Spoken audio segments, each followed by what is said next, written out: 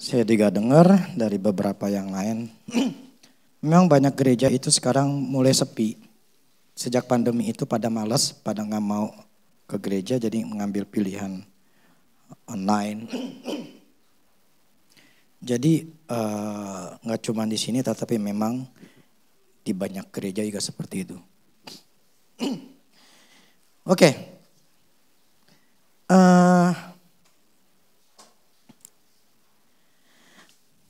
Ada yang apa? Kemarin saya pas, saya lupa di IG kali ya. Banyak doa, banyak berkat, betul? Itu ada seorang hamba Tuhan yang terkenal di Bandung, itu yang mengatakan seperti itu. Pertanyaan saya, ada nggak sih dasar firman-nya?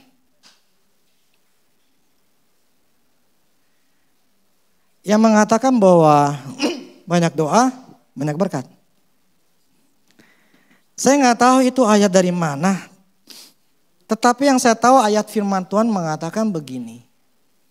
Kalau engkau melakukan perintah-perintahku, maka hidupmu atau kau akan menjadi bahagia, kebahagiaanmu seperti sungai yang tidak pernah kering, bla bla segala macam. Itu dasar firman-nya. Dan berkat itu bukan cuma hanya uang. Ya. Jadi itu 5 aspek hidup itu. Saya ingin saya ingin kita semua jadi orang Kristen itu bukan asal percaya dengan omongan pendeta, tetapi juga harus punya otak. Jadi jangan terima segala sesuatu termasuk saya. Jangan menerima segala sesuatu itu tanpa harus berpikir atau melihat Alkitabnya apa isinya. Nih, saya baca, saya jadi di IG ada satu akun namanya Gereja Palsu. Itu dia akun yang selalu mengkritik hamba Tuhan, memang saya lihat itu banyak yang salah. Tapi ketika saya baca itu tujuan saya adalah, wah ini memang benar gitu loh. Memang ternyata banyak pengajaran-pengajaran yang salah di luar. Dan seringkali banyak orang-orang awam itu mengikuti mereka, pendeta-pendeta ini tanpa melihat konteks Alkitabnya. Sehingga mereka menjadi orang Kristen yang disesatin. Nah, hari ini saya akan bahas masalah ciri-ciri nabi palsu. Ciri-ciri pengajar palsu. Ciri-ciri orang yang mengajarkan hal yang salah. Ada 2 orang yang saya ingin bahas. Karena gara-gara saya coba telusurin dan karena memang saya coba perhatikan. Plus ada orang-orang yang terlibat di dalamnya. Jadi saya tahu ini akibat minggu lalu ketika lagi ngobrol. Ngisi saya sama Yoki sama yang lain. 2 kalau saya katakan bidat. Bidat itu adalah arti kata bidat ya. Kenapa saya selalu ngomong arti kata. Karena saya ingin semua itu jelas gitu loh. Saya tidak menafsirkan, tetapi semua ayat firman Tuhan itu ada kata-kata yang memang ada penjelasannya gitu loh.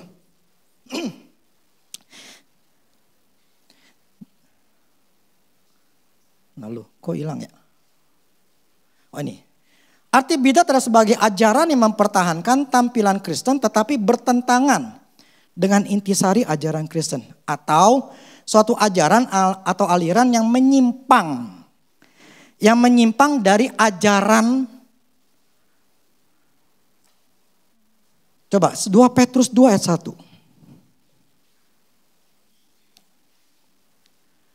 2 Petrus 2 ayat 1. Sebagaimana nabi-nabi palsu dahulu tampil di tengah-tengah umat Allah. Demikian pula di antara kamu akan ada guru-guru palsu. Mereka akan memasukkan pengajaran-pengajaran yang sesat yang membinasakan. Bahkan mereka akan menyangkal penguasa yang telah menembus mereka. Dan dengan jalan demikian segera mendatangkan kebinasaan atas diri mereka. Di sini dikatakan di tengah-tengah umat akan tampil, artinya di orang Kristen. Penyesat ini muncul di orang Kristen. Bukan muncul di luar Kristen, tetapi dia di dalam Kristen. Di orang Kristen ini firman katakan gini ya. Gini loh. Selalu saya katakan. Kan saya sering ngomongkan. Firman lo yang ngomong ya, bukannya saya ya. Firman yang ngomong ya, bukan saya ya. Kenapa? Saya ingin menekankan segala sesuatu harus berdasarkan firman. Nangkap ya? Kalau enggak berdasarkan sesuatu dengan firman itu atau bertentangan dengan sama firman, berarti sesat. Nangkap ya? Jadi kalau saya mengungkapkan sesuatu dan itu bertentangan dengan firman Tuhan, kamu gak usah dengerin saya. Kamu keluar dari sini. Supaya ngerti bahwa patokan di dalam kekristenan bukan perkataan mulut hamba Tuhan. Ya, bukan dari mulut hamba Tuhan. Ini supaya kita ini ngerti. Jangan menjadi domba. Orang Kristen, bayi, memang mayoritas itu bayi ketika dengar masuk langsung ditelan, langsung percaya. Tanpa pakai otak lagi akal sehat. Kemudian mempercayai aja. Nah, maka akun ini ngomong begini. Saudara, saat kita mendengar khotbah, jangan biarkan diri Anda terhipnotis. Gunakan iman tapi juga gunakan akal, otak yang sehat. Tuhan memberikanmu akal budi. Untuk apa Tuhan memberimu akal budi jika tidak kau gunakan? Jadi waktu dengar khotbah pakai otak juga, gitu loh. Baca Alkitabnya, jangan sampai dengar khotbah terus terima semuanya tanpa cek recheck dengan Alkitab. Pertajam hati nurani, bangun hubungan dengan Roh Kudus. Dia akan memberitahumu saat suatu penyimpangan terjadi. Seingat saya nggak pernah ngebahas ini. Tapi hari ini saya bahas. Masalah nabi palsu. Masalah bidat. Saya nggak mau ngomong pendeta atau hamba Tuhan. Karena yang namanya hamba Tuhan berarti hambanya Tuhan. Kalau ini bukan hambanya Tuhan. Hambanya mereka hambanya diri sendiri. Nah, 1 Yohanes 4 ayat 1. 1 Yohanes 4 ayat 1. Saudara-saudara yang kekasih. Janganlah percaya akan setiap roh. Tetapi ujilah roh-roh itu. Apakah mereka berasal dari Allah? Sebab banyak nabi-nabi palsu yang telah muncul dan pergi ke seluruh dunia. Ini firman mengatakan, coba di bahasa Indonesia sehari-harinya ya, BIMK. Saudara-saudara yang tercinta, janganlah percaya kepada semua orang yang mengaku punya roh Allah. Ngaku punya roh Allah, mendapat penglihatan, Tuhan ngomong. Tapi ujilah dahulu mereka. Untuk mengetahui apakah roh yang ada pada mereka itu berasal dari Allah atau tidak. Sebab banyak nabi palsu sudah berkeliaran kemana-mana. Nah, saya dengar saya ingat dari Yoki. Tapi saya coba selidikin. Ada seorang hamba Tuhan namanya bidat.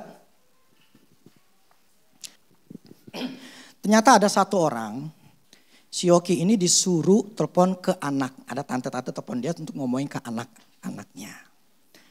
Nah, anaknya ini untuk jual rumahnya, terus pergi ke Kalimantan, jadi petani, anaknya dibawa semua. Jadi benar-benar katakan menunggu kedatangan Tuhan. Dia itu Katanya dia punya tanah rumah itu di Bandung sekitar 2 miliar lebih. Dijual 1 miliar. Gila gak? Pergi ke Kalimantan dan menunggu kedatangan Tuhan.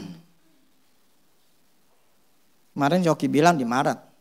Tapi ketika saya baca, ternyata saya tahu alasannya. Dia ini mendapatkan penglihatan katanya.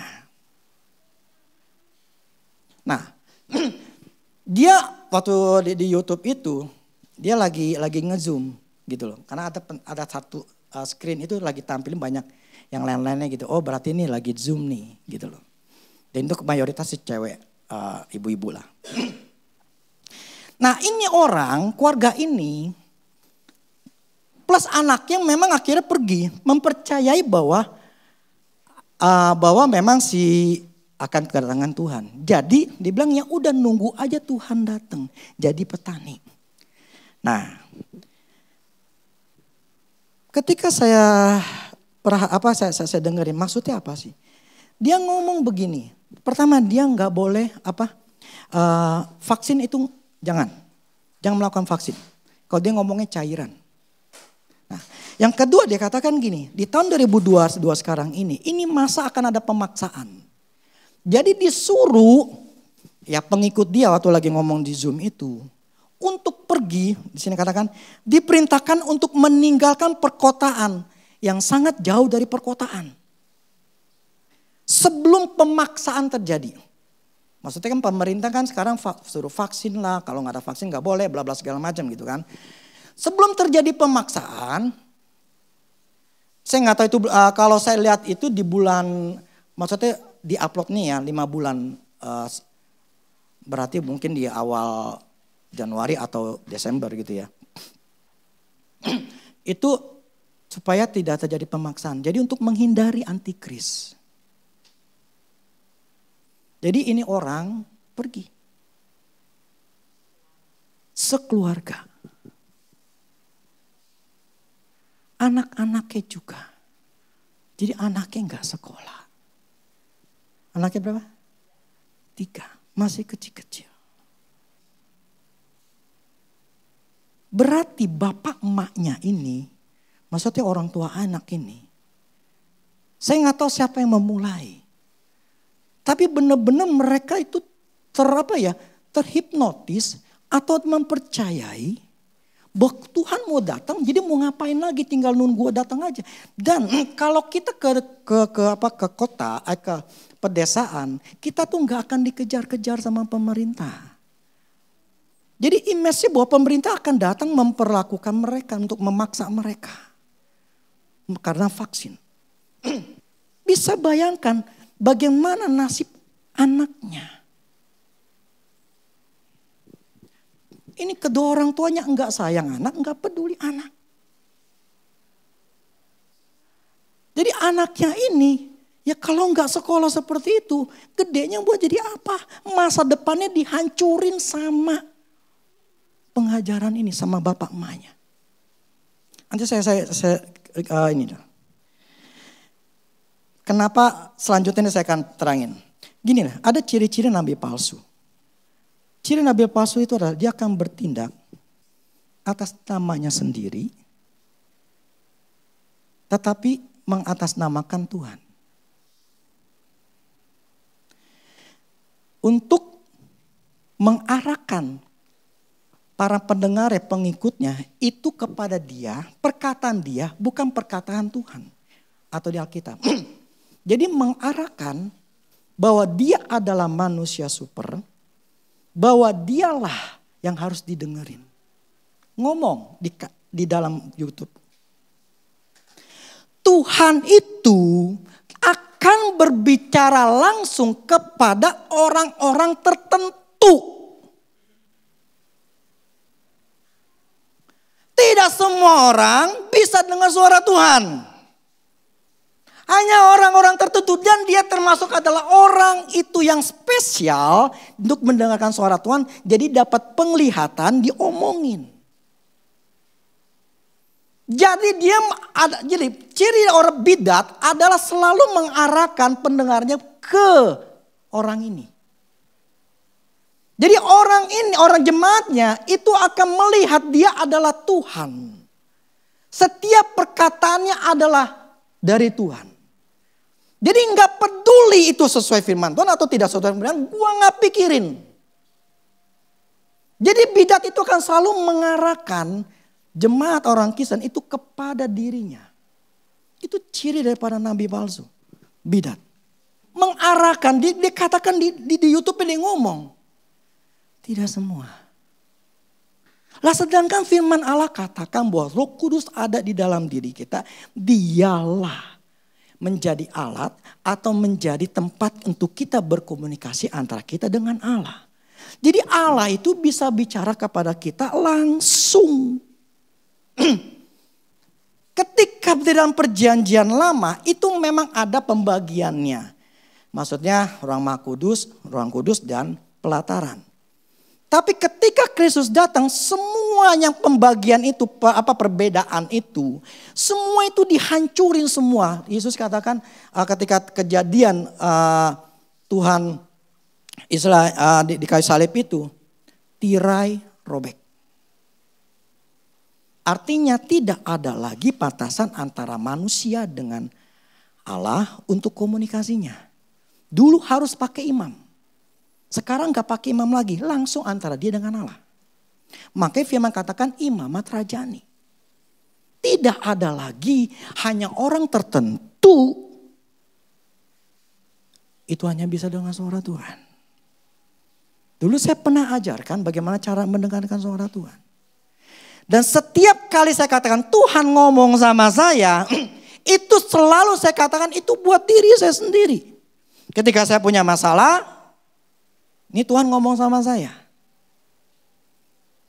Saya tidak mengatakan bahwa, karena saya tahu ini resikonya adalah seperti itu. Contoh begini. Sekalipun saya ngomong itu dari Tuhan. Tuhan ngomong sama saya. Selalu saya katakan nanti kita lihat kita uji. Yang paling secara gereja ya. Itu ketika saya ngomong. Tuhan suruh saya tidak beli gereja ini pinjem atau ruko ini pinjem pakai orang kaya. Nah waktu itu kan saya ditentang. Karena saya bilang ada maunya segala macam. Lah saya nggak tahu pokoknya Tuhan menurut saya. Tuhan ngomong. Saya mesti beli dengan jual rumah saya. Nah, kan harus ada pembuktian. Saya ini ngomong dari Tuhan atau bukan? Lah kenapa kan gak ada pembuktiannya? Maksudnya hasilnya seperti apa kita gak tahu. Jadi prinsipnya akhirnya saya jual rumah saya beli di sini gitu loh. Ya kan? Apa maksud Tuhan bilang suruh saya? Menurut saya dengar suara Tuhan. Hasilnya itu kan bertahun-tahun. Beli ini kan tahun 2010. Nah, saya benar atau enggak benarnya kan harus ada pembuktian. Nah, pembuktiannya beberapa tahun sebelum mungkin tahun 2000 berapa ya? Mungkin dari sekitar 2018 lah atau 2019. Ternyata orang kaya ini ditangkap. Karena dia pinjam duit, saya lupa bank, pokoknya BUMN lah. Mungkin Mandiri gitu atau apa gitu ya. Itu misalnya asetnya, misalnya cuma 20 miliar. Itu dinaikin, digedein. Entah mungkin 25 atau gimana lah, pokoknya diperbesar. Ketika pembayaran yang gak bagus, ternyata dicek. Ternyata asetnya bodong semua. Maksudnya gak sesuai.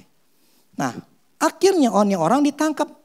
Itu sekitar 1,12 atau 1,7 triliun. Dia pinjam duitnya. Dan itu bermasalah. Orang yang banknya itu pun akhirnya ketangkap juga. Bagian kreditnya. Nah, ketika diketahuan ternyata dia korupsi. Ketika dia mengupgrade harganya. Semua hartanya diambil. Disita. Kalau saat itu saya bilang, saya bilang, aduh, pada bertentangan tuh.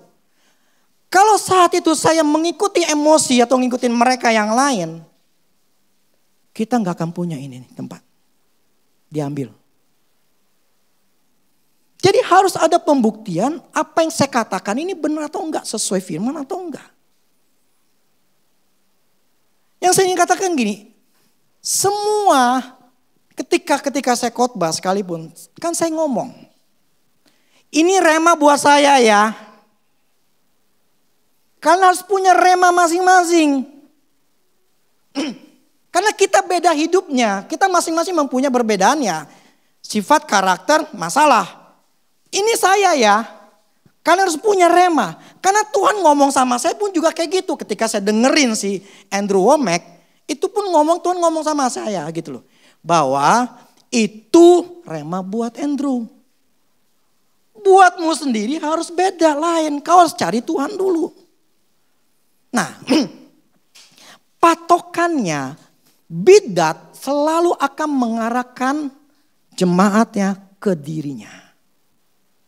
Supaya jemaatnya percaya full bahwa dia adalah orang yang dipilih hanya bisa dengerin suara Tuhan.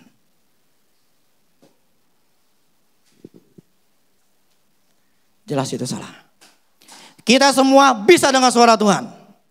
Tidak ada spesial di mata Tuhan. Kalau ada hamba-hamba Tuhan yang dipakai sama Tuhan, itu karena memang Tuhan mau pakai. Tapi di mata Tuhan kita tetap sebagai anak Allah. Amin. Itu ciri daripada si bidat selalu akan mengarahkan dirinya kepada dirinya sendiri. Bukan kepada Tuhan, membawa kepada Tuhan. Nah. Terus masalah vaksin. Ya, tadi yang orang Bandung ini sudah dilakukan, jadi si Yoki ini disuruh sama emaknya untuk ngomongin. Enggak peduli.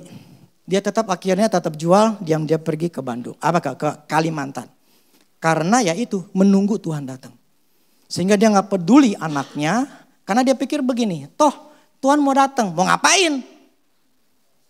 Ya toh, mau ngapain kita punya duit, punya harta? Mau ngapain anak sekolah? Tungguin aja Tuhan. Dan kenapa waktu saya bingung, kenapa istilah jadi petani atau jauh? Karena dasarnya supaya tidak ada pemaksaan, menghindari pemaksaan. Ini orang gila. Orang tua gila yang mengorbankan anaknya. Untuk tidak menerima cairan itu. Tuhan ngomong sama saya. Nah, ini saya dengar videonya ya. Cuma beberapa menit, maksudnya kenapa ada yang wawancara kali ya. Dia gak mau terima vaksin. Alasannya ini nano itu kecil maksudnya. Ada logam. Ada zat yang membuat kamu menerima gelombang yang lebih baik. Kenapa? Karena Tuhan ngomong begini, tidak baik nak. Enggak baik nak, kalau terima vaksin tuh enggak baik. Jadi dia bilang dia riset, dia riset lah, dia cari tahu. Dan dia mengambil kesimpulan bahwa ada logam. Ada zat yang membuat kamu menerima gelombang yang baik. Maksudnya begini, ketika dimasukkan itu nanti kita ada dimasukin chip, kemudian chip itu nano, kecil banget gitu loh. Nah nanti kamu akan bisa dipantau di mana-mana. Gitu loh maksud dia. Nah, ini orang bidat ini, saya baca di IG story daripada gereja palsu ini. Itu banyak mereka orang-orang yang bekas sana tulis apa yang dialami pada waktu di sana. Ada yang sampai saya bilang, aduh sekarang saya sadar dan saya malu dengan waktu saya di sana. Kenapa saya bego begitu katanya. Nah, saya bicara masalah vaksin begini.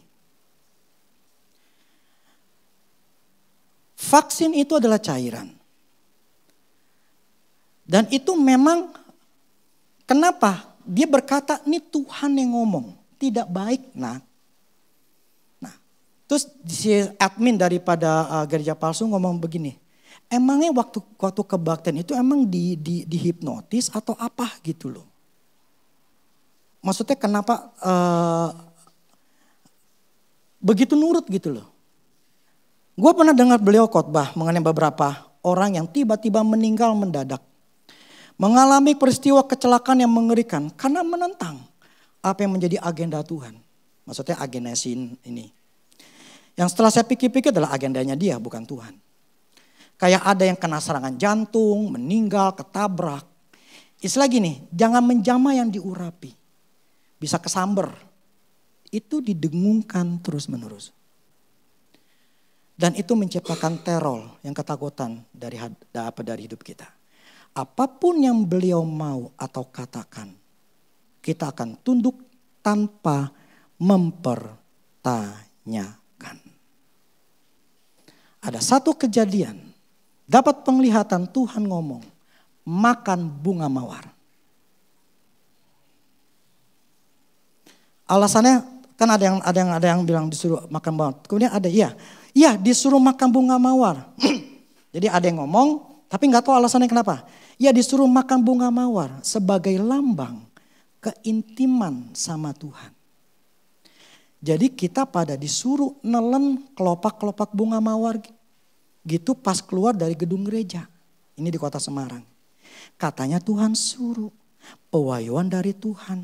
Barang siapa makan dengan iman bakal terima keintiman.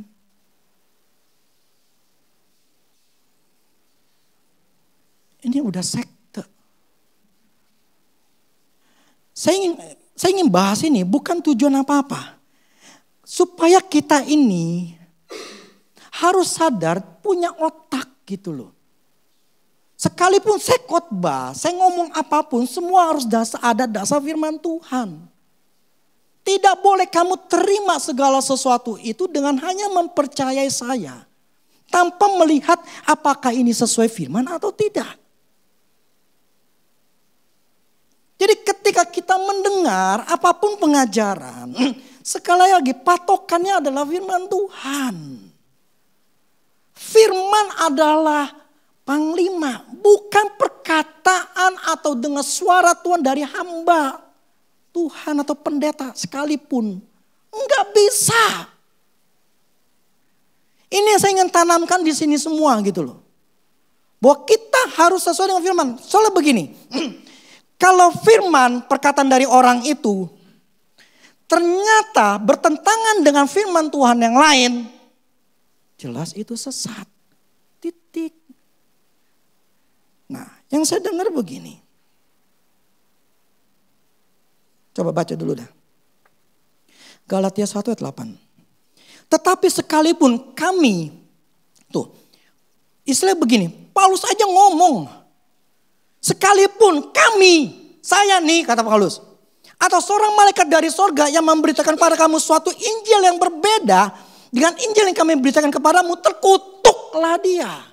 Paulus aja ngomong, kalau gua ngomong yang berbeda dengan Injil yang gue beritain sekarang mengenai Tuhan Yesus, terkutuklah aku gitu loh. Paulus yang ngomong loh. Seperti yang katakan dahulu, sekarang gue katakan sekali lagi, jika ada orang yang memberitakan kepadamu suatu Injil yang berbeda apa yang telah kamu terima, terkutuklah dia. Dia tuh gereja sana.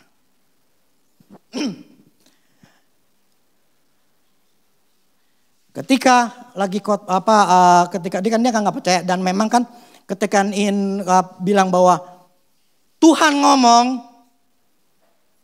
tidak baik, nak, jadi dia nggak mau vaksin. Ya, dan itu karena omongan dia adalah seorang dewa, seorang Tuhan, semua jemaatnya ikutin. Karena Tuhan bilang tidak baik, nak. Nah. Ketika lagi pandemi segala macam gitu, pakai masker dong. Gua kebal sama COVID. COVID takut sama gua. Vaksin enggak? Gua kebal. Nah, satu hari dia mulai demam. Tahu nggak dia ini tipenya adalah, dulu nih isi saya nih, waktu dia masih di sini. Dia baru pulang dari salon. Dari mana lo? Kan dia orangnya gitu kan. Dari salon. Waduh, bukannya doa lu, bukan nyembah Tuhan lu. Kurang lebih ngomong gitu. Bini gua mah kalau pagi-pagi mau nyembah. Gak ada istilah makin masak bahkan apalagi ke salon. Gak ada istilah begituan. Pertama kali nih saya dulu pelayanan ke rumah dia. Pertama kali di rumahnya ada setan. Dan dia anaknya dikerjain. Dapat paku waktu itu. Di kamar. Anaknya atau dianya saya lupa. Sama plus 1 di atasnya lagi. Jin. Dia adalah orang yang suka nyanyi muji nyembah Tuhan. Faktanya apa?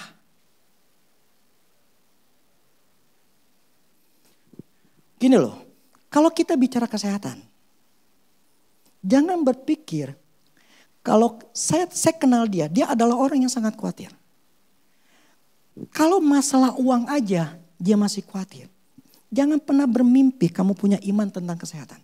Jangan pernah mimpi. Karena firman, gini loh, uang itu nyawa manusia. Kalau engkau kehilangan nyawamu, maka kau akan memperoleh nyawamu. Jadi kalau kita sudah kehilangan kekhawatiran dari uang, kita akan memperoleh uang. Dan saya tahu dia adalah orang yang sangat khawatir. Jadi ketika dia demam, iya biasa. Saya tahu pasti dia akan nyanyi nyembah. Gua gak mau kena COVID. Suruh ke dokter, gak mau. Akhirnya karena sudah ngap, dibawa ke dokter malam-malam. Masuk ke rumah sakit kan. Masuk ke rumah sakit ya. Rumah sakit kan mesti PCR. Ketika di PCR, positif. Ketika dikasih tahu positif, shock. Beberapa jam mati. Ini ketika saya baca yang di IG gitu. Saya punya mama, orang tuanya lah. Itu punya diabetes, punya darah tinggi. Tapi ikut vaksin. Kena COVID. Tapi gak masalah. Karena ulah. Ini bidat. Karena menganggap bahwa itu adalah antikris. Yang konyolnya. Oke lah.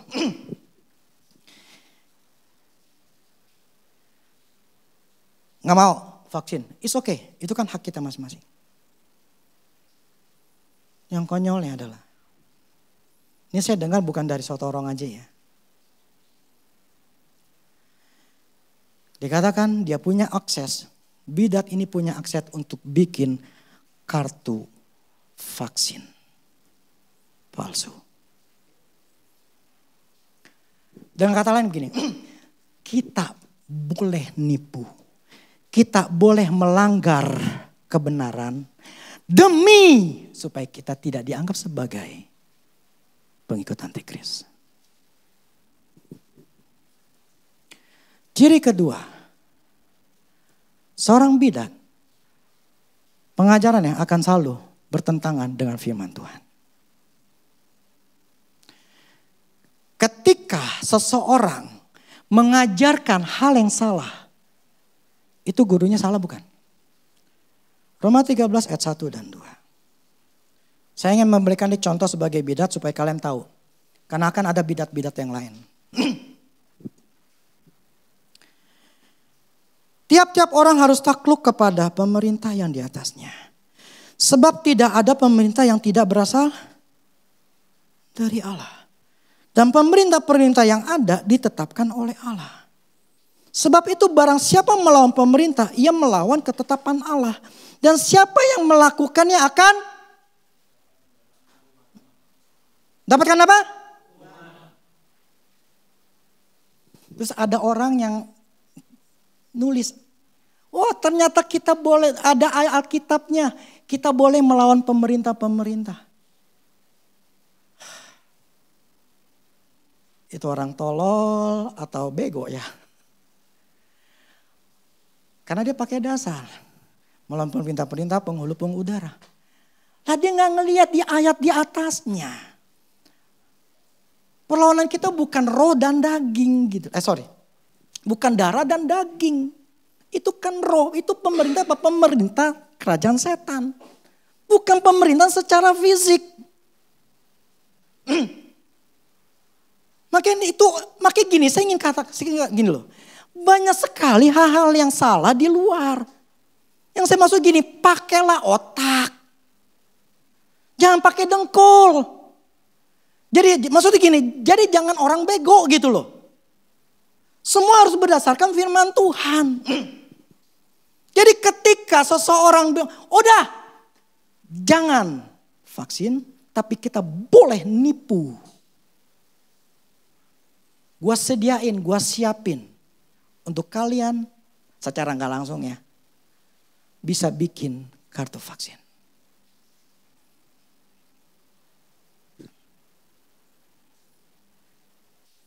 Bidat selalu akan menentang, berlawan dengan firman Tuhan.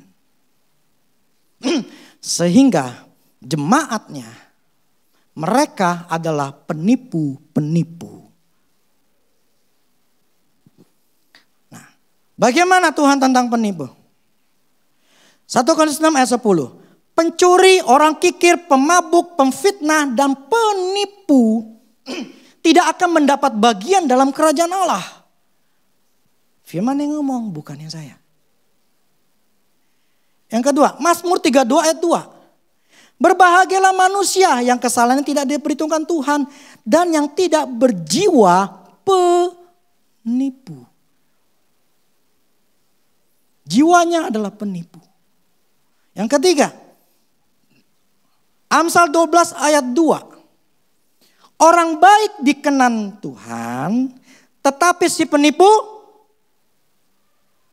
bidat akan selalu mengajarkan hal yang salah. Jadi katakan begini, lu gak usah jadi antikris. Daripada lu kena antikris vaksin, lu boleh nipu. Caranya ada.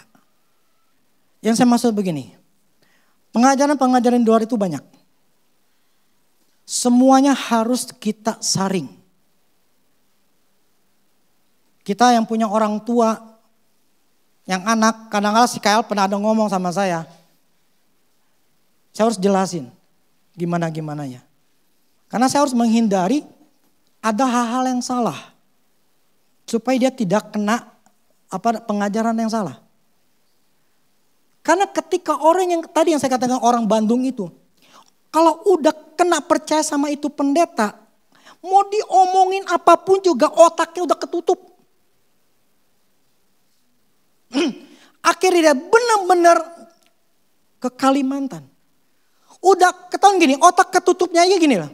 Masa jual rumah 2M ini jual 1M. Itu kan udah ketahuan begonya gitu loh.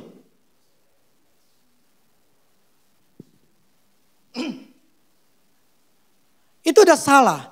Jadi orang yang sudah dikuasai, ya, dikuasai dengan perkataan si bidat ini. Kalau orang itu nggak sadar, cuman puji Tuhan gini.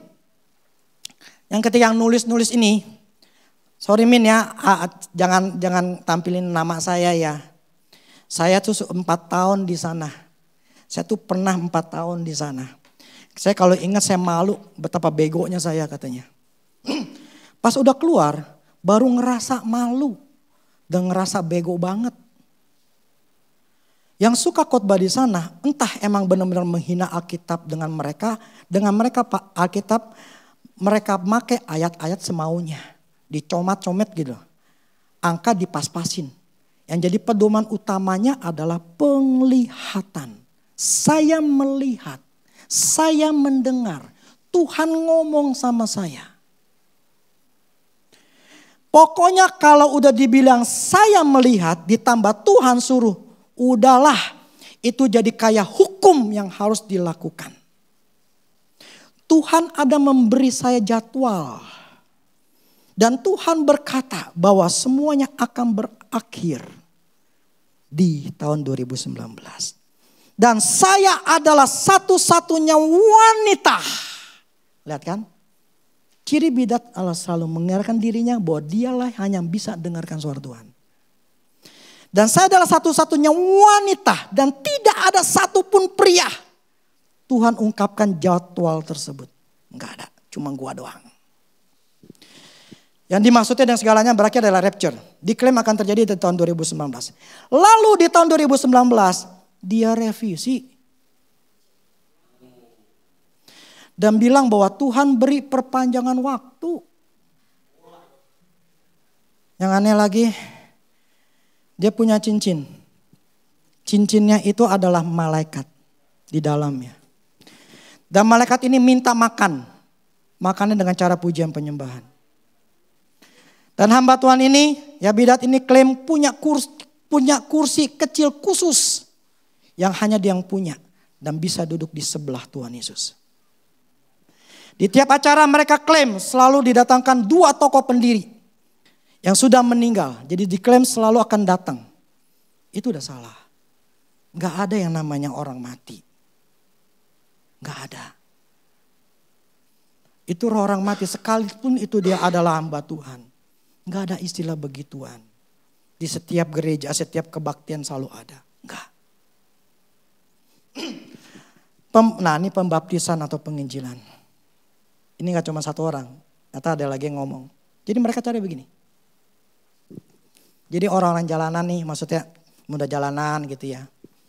Itu dipanggil. Gua kasih makan. Gua kasih ini. Digiringlah mereka. Tanpa tahu nih. Dibawa ke kolam. Dibaptis. Bilangnya apa? Buang sial. Tapi mereka mengklaim mereka percaya sama Tuhan. Itu udah salah. Membawa orang yang gak ngerti. Kan baptisan itu kan mesti ada ngerti dong. Penjelasan apa sih arti baptisan. Jadi orang yang gak ngerti, orang-orang yang istilahnya yang ada di jalanan itu. Dikasih iming-iming. Untuk mereka baptis. Maka dulu saya pernah dengar, baca di Google. Itu namanya mengkristenisasi. Nyata itu. Itu caranya. Dan itu namanya pembohongan publik.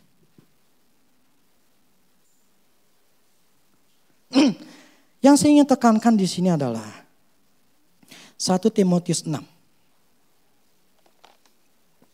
ayat 3 sampai 5. Jika seorang mengajarkan ajaran lain dan tidak menurut perkataan sehat, yaitu perkataan Tuhan kita Yesus Kristus, dan tidak menurut ajaran yang sesuai dengan ibadah kita, ia adalah orang yang belagak tahu, padahal tidak tahu apa-apa.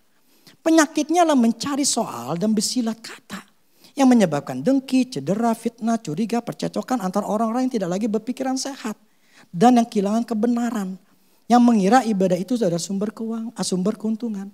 Ada yang nulis si ibu-ibu, dia bilang sejak saya keluar dari situ, saya damai. Hubungan saya dengan suami sekarang membaik. Karena fokus mereka adalah perang. Sampai dia dijadikan ketua wilayah timur. Saya nggak ngerti maksudnya apa. Jadi ketua peperangan lah. Ya deh, ngomong gitu kan. Otaknya sono adalah perang.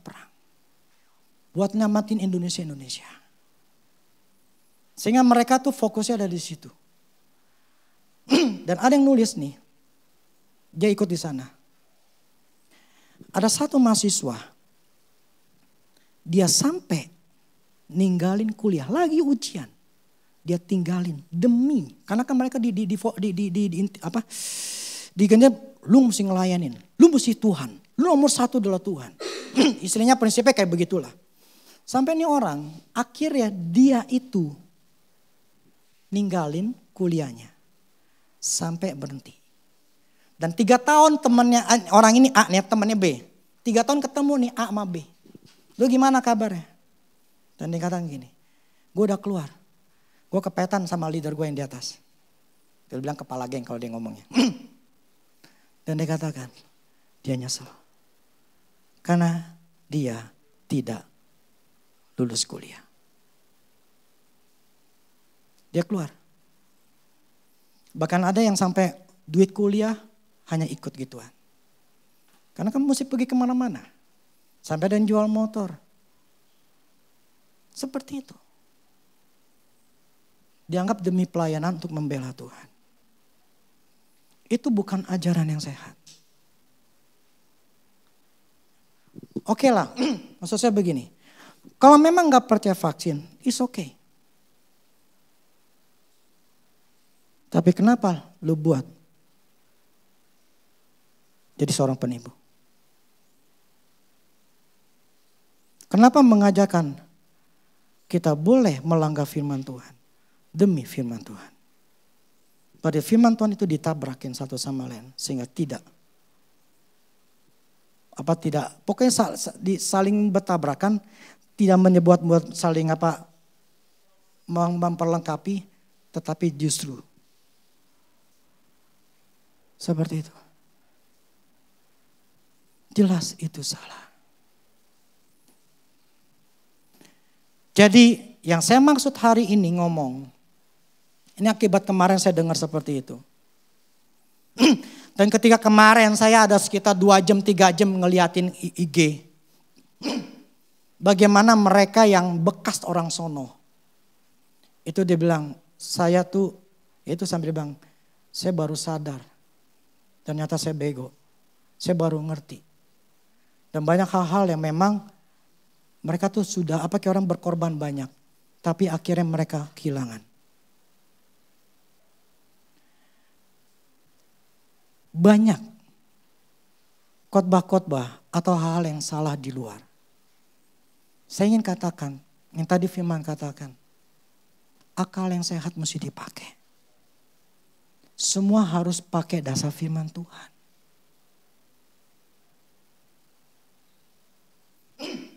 Makanya kenapa saya selalu ngomong, Tuhan firman yang ngomong ya, bukannya saya ya.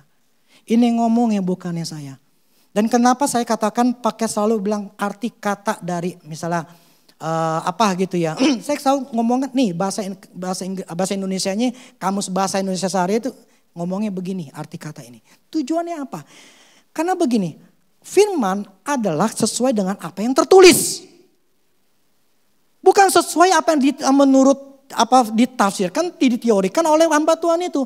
Tetapi sesuai dengan apa yang tertulis, titik. Ngomongnya seperti itu, seperti itu gitu loh. Bukan dipelesetin gitu loh. Nah maksud saya gini, semua harus ngerti. Bahwa ketika kita dengar nanti di FB, di YouTube, itu semuanya harus sesuai dengan firman Tuhan. Gak bisa firman Tuhan itu saling bertentangan satu sama lain, gak mungkin. Dan gak mungkin Tuhan itu mengajarkan melalui firman-Nya untuk jadi orang yang salah, jadi orang berdosa, jadi penipu, jadi pencuri. Jadi penjina gitu loh. Gak mungkin seperti itu. Nah ini kita harus ngerti bahwa ini banyak dan akan bertahun-tahun kemudian nabi-nabi palsu, bidat-bidat itu akan keluar.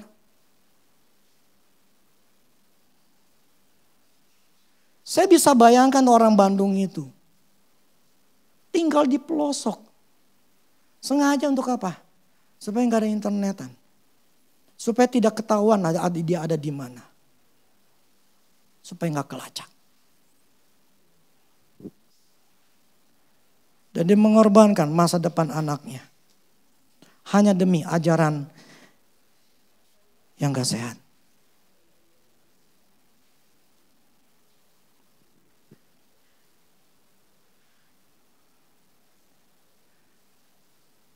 Berhati-hatilah. Ini yang lagi rame juga sekarang kalau saya baca gitu ya. Banyak gereja yang bikin gedung di PIK. Gila, itu kan ada yang berapa ribu meter. Ada satu lagi gereja gede lah, saya pernah ke sana waktu yang di Semarang. Di Solo. Dia mau bangun di sini. Marketnya gila, itu udah kayak hotel. Luar biasa bagusnya. Lakukanlah janji iman. Janji iman. Jadi ngepus ke jemaatan. Dulu pas waktu saya baca gitu, saya ingat. Dulu nih ya, berpuluh tahun yang lalu. Saya pernah ke gereja. Wah dulu tuh booming banget. Karena pujian penyembahannya luar biasa. Saya datang ke sana. waktu pas datang ke sana, memang bagus banget, sound system banget, bagus banget ya. Nah ketika saya duduk, saya dengerin khotbahnya. Ngomongin duit, tabur. Oke. Minggu depannya, ngomongin duit lagi. Minggu depannya lagi, ngomongin duit lagi. Lalu, kok ngomongin duit lagi? Minggu depannya lagi, ngomong duit lagi. Saya ngomong gini, enek gua. Saya tanya sama kamu, kalau kamu datang ke sini, tiap minggu kamu makan mie, enek gak? Betul, mie-nya Nur.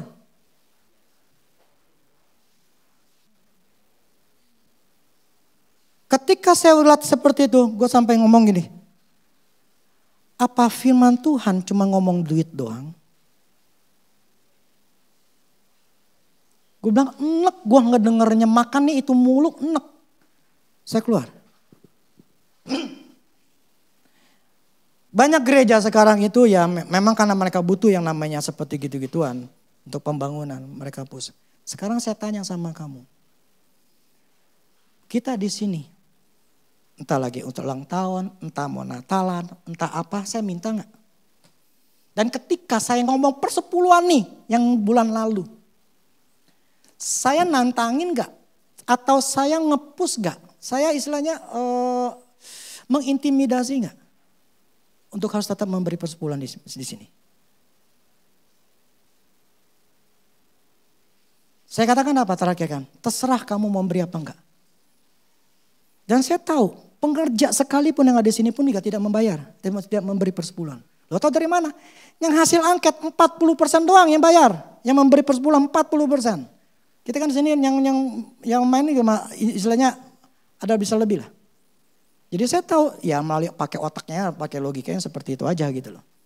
Jadi saya lihat bahwa saya nggak peduli gitu loh. Kenapa? Karena memberi itu firman katakan dengan sukarela. Ini waktu saya beli sound system ini hampir 200 juta. Apakah saya minta? Saya waktu ngebaca di IG seperti itu. Saya ambil keputusan apapun juga. Lebih baik gua keluarin duit sendiri. Daripada gua harus minta-minta. Lu mau ngasih gak ngasih. It's all up to you. Ketika waktu saya bicara memberi. Give, it will be given. Apakah saya menantang? Yuk kita memberi. Saya gak menantang. Karena bagi saya itu semua ketika saya khotbahin. Yang memutuskan kita sendiri mau ngelakuin atau enggak.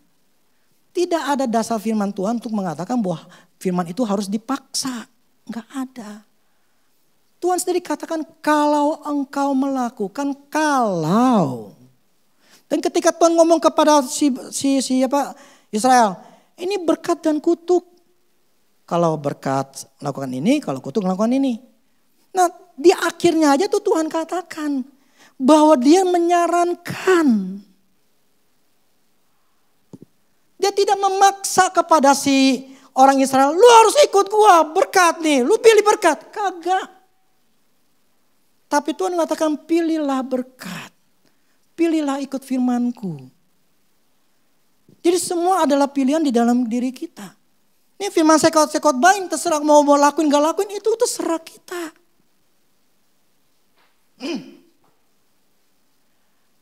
Kita yang memutuskannya. Jadi kita di Mahanaim.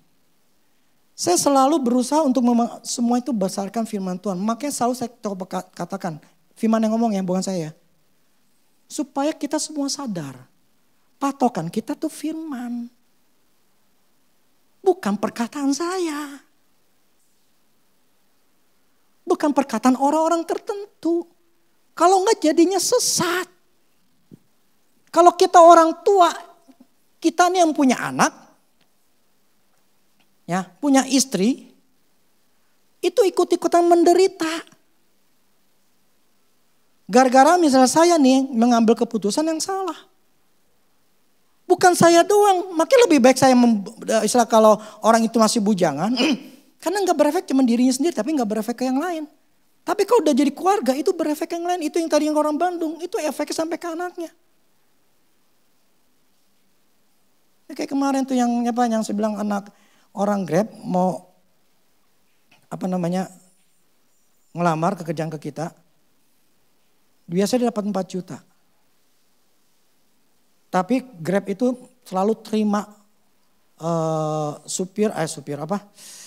pengemudinya tuh selalu dibuka terus. Jadi dibilang sekarang paling cuma dapat 2 jutaan. Dan ketika kita katakan, ya kita paling kan bisa dapat 4 jutaan lah bisa dapat. Dia gak mau. Coba nih ya, kerjaan Grab berharap dapat 10 juta, bisa gak? Kerja ya, maksud saya ya. Dengan lulusan SMP, minta gaji 10 juta. Bisa gak? Kalau kita pakai otak, gak bisa. Kenapa? Lulusan SMP, kerjanya masih di Grab. Kecuali dia emang udah kerja SMP, tapi dia sudah mungkin usaha atau dia kerja dalam sebuah tempat yang sudah lama. Bisa, punya pengalaman. Lah ini kan Grab. Maksudnya pakai otak juga, jangan pakai iman. Oh bisa, pakai otak juga lah, orang dia lagi di Grab. Sudah bertahun-tahun di Grab gitu loh.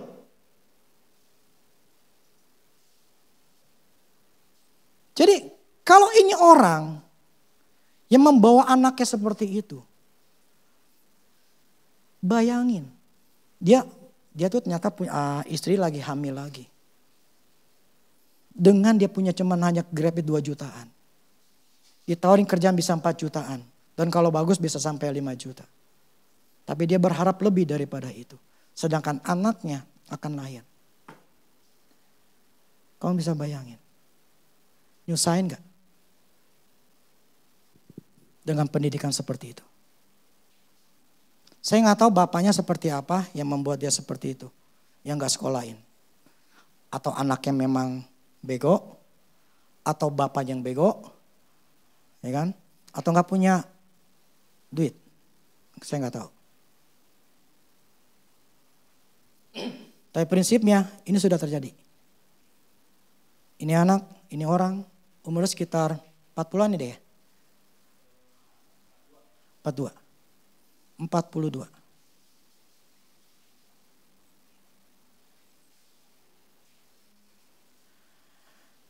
Apa yang kita lakukan sekarang selalu akan berefek. Selalu ada efek. Makanya lebih baik. Semua harus berdasarkan pada firman Tuhan. Amin. Ya. Jadi sekalipun saya ngomong, Tuhan ngomong sama saya. Tetap ujilah segala sesuatu. Ya. Ujilah segala sesuatu. Karena firman katakan dari buahnya lah kamu dikenal. Kamu lihat buah saya. Apa yang saya omongin benar apa enggak? Di fakta sehari saya benar atau enggak? Itu yang harus diuji.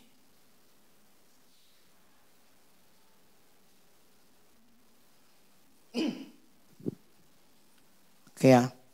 Jadi hari ini saya cuma hanya bahas masalah bidat.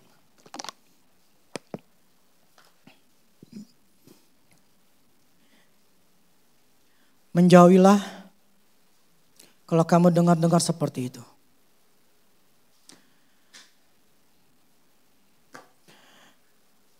Amin.